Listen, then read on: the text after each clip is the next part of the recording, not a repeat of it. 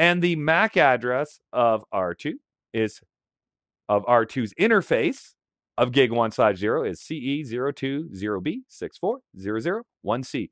So this is going to be the destination of our frame. So the source MAC of the frame, we can see it here, B83861AD7341. That's our local MAC address of our local interface. And it's going over to CA020B64001C. So the frame's created. We send it out our interface now. R2 receives it. When R2 receives it, what does R2 do? Well, if we compare the show interface gigabit Ethernet 1/0 information, that's the destination of the frame that we just sent from R1. So R2 receives that frame and says, oh, this is for me. Great. So it obliterates the frame header. And then it looks at the packet and it says, where is this packet destined to? 192.0.2.1. Has to do a routing table lookup. Show IP route. And then it says, how do I get there? Via this default route, because that's the best entry we have in our routing table. I get there via 203.0.113.1. Perfect. Great. How do you get to 203.0.113.1? Using this directly connected route you have in your routing table. There's the recursive lookup using fast Ethernet 0/0.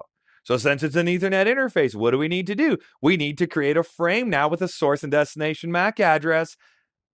You see how the process just repeats itself over and over and over and over again on every single router, folks.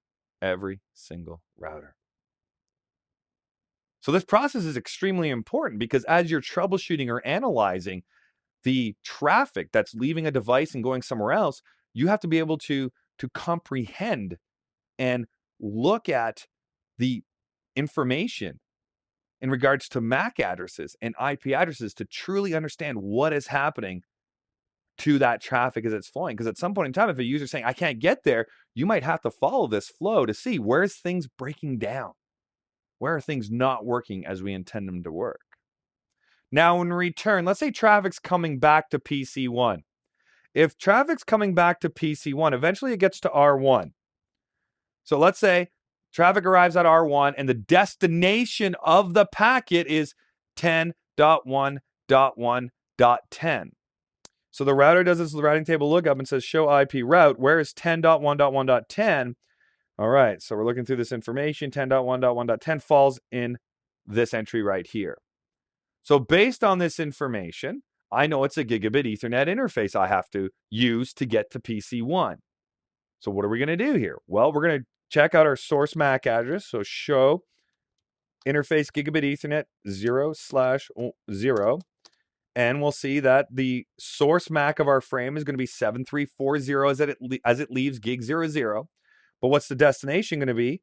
It's going to be the MAC address of PC1, which is the MAC address of 10.1.1.10. So if we look at the output of show IP ARP, we have some old information in here from before, from about 3 minutes ago when we did our original ping.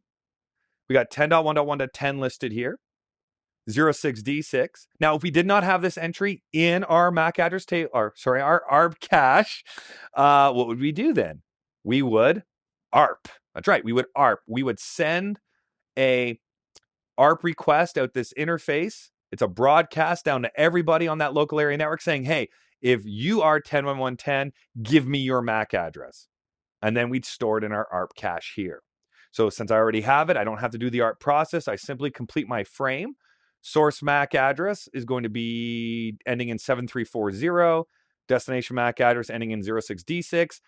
Create the frame, package it up, ship it out gig 00, and then our switches do their switching, and then PC1 eventually gets the information it was looking for. So following that flow, understanding the packet forwarding process from start to finish, also known as the host-to-host communication process or host-to-host delivery process. But in the end, we're really focusing on packets here because the routers are taking those packets and forwarding that packet onto the next router, to the next router, to the next router, to the next router.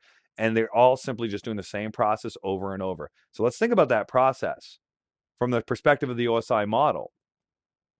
We have bits coming in on our interface, converting them to frames at layer 2. So bits at layer 1, convert it to frames at layer 2, rip apart the frame header, look at the packet at layer 3, forward the packet based on layer 3, ship it back down to layer 2 where we create our frame with the new framing header information, convert it to bits, send it on the wire.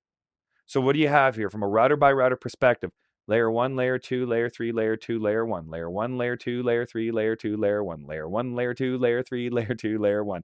That just is the process over and over again. If you can remember that, it'll greatly help you out if you ever have to troubleshoot routing issues in your environment.